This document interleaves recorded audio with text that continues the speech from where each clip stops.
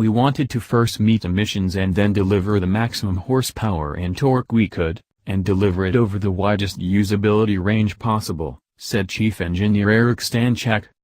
And let's be honest here, 910 pound-feet is Herculean, and once again, a jump of 145 pounds to foot or one Subaru Impreza's worth.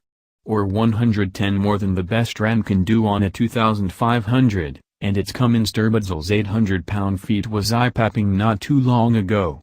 The Ram 3500 maxes out at 900 pounds to foot with the right transmission. But here's the rub.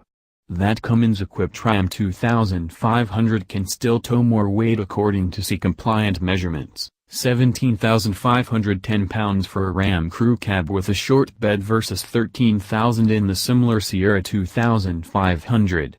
The Ford F-250 can manage 15,000. All of these figures are for conventional towing. Opting for a fifth-wheel configuration increases capability, with the Sierra 2500 topping out at an absolute maximum of 18,100 for a two-wheel drive regular cab strip per model.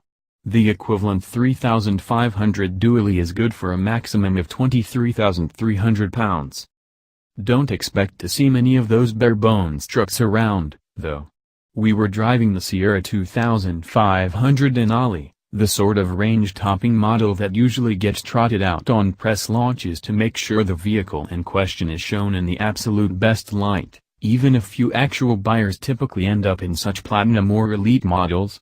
In the Sierra's case, though, the Denali is the volume seller. Nearly half of Sierra HDs are Denalis, and then 90% of those are equipped with the Duramax, meaning 45% of buyers walk away with a truck just like the one you see here, minus the snowmobiles.